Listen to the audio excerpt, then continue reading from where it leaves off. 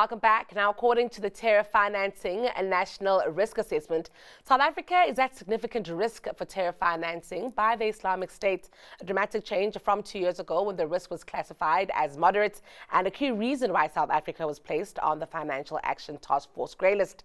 Lize van Schoor, a senior legal and policy advisor at the Financial Intelligence Center, joins us now with more detail. Lize, thank you so much for your time. Good afternoon. Thank you so much. Lisa, help us put it into perspective, maybe understanding the grey listing as well as terror financing and then where South Africa is in terms of risk.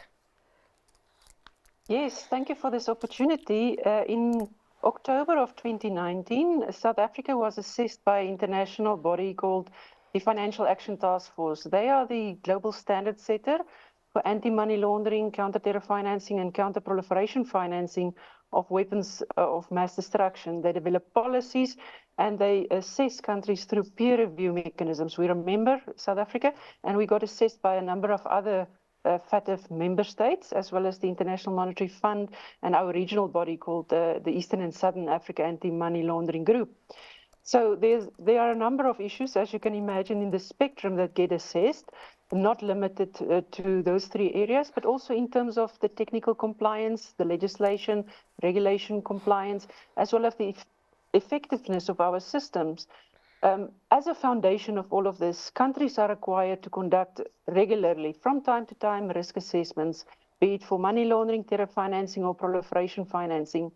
We were grey-listed for a number of reasons, not for our understanding of risk, but one of the follow-up actions was for us to conduct a review and an update of our understanding of terror financing risk. It's not limited just to international terrorism. It can include domestic violent extremism.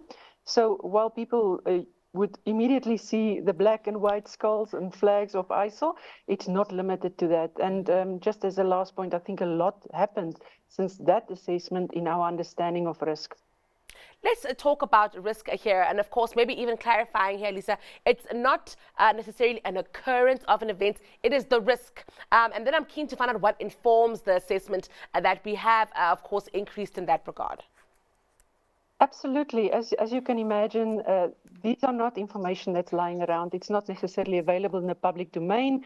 It's supported by informed judgments through law enforcement experts, from international engagements with intelligence agencies, our own domestic law enforcement agencies that participate, and intelligence agencies that participate in this process, and based on international trends, typologies of how these risks develop.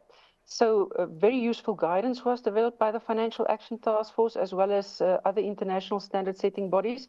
We just happen to use in our current revised and updated risk assessment of terrorist financing a model developed by the International Monetary Fund, whereby on a heat map you can plot how your understanding of threats, vulnerabilities, the impact thereof in terms of consequence and likelihood could manifest should they manifest. So you look more intensely about the set of vulnerabilities in country. Those are typically gaps and weaknesses in your systems that you're aware of. You're looking at your financial systems, you're looking at your border environment, the flow of funds internationally to areas that could be of geographic concern, where there are current theaters of terrorists or terrorist events taking place elsewhere in the world, and how your own systems and processes and organizations can be exploited unwittingly.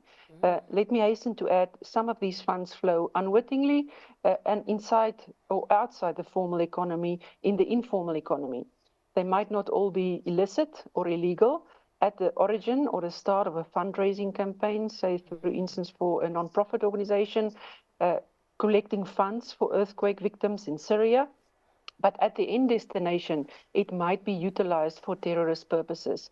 So in the whole spectrum of raising, moving, and eventual use of funds, the threats, the vulnerabilities, and the consequences get assessed.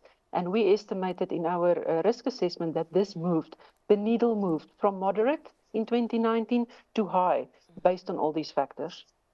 What becomes important, I think, is just understanding our ability to respond, of course, put in the right controls, the right policies, and also be able to pick up any of this activity, at least as it is happening. Are we well resourced in terms of maybe money, because that's an important part of being able to do the work, expertise as well? Could we successfully address these risks? Yes, I think we're in a fortunate position.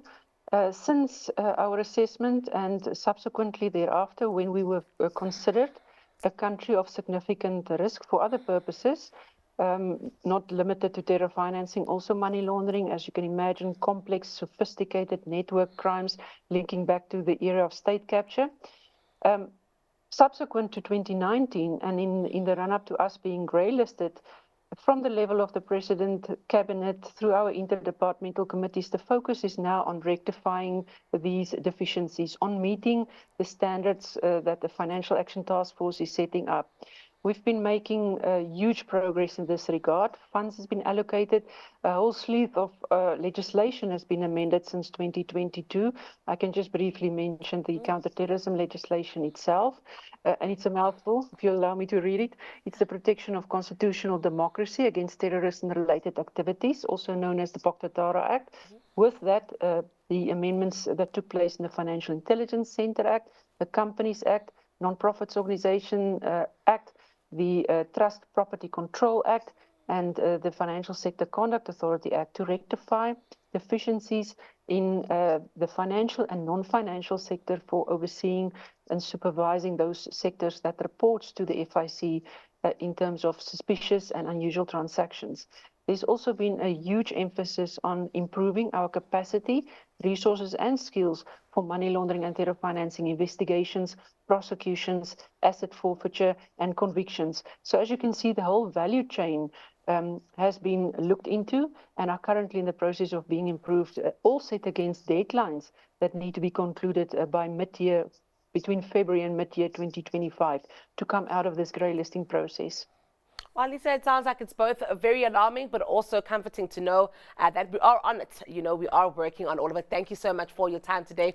It's been a pleasure speaking to you again. That was Lize van Schoor from the Financial Intelligence Center.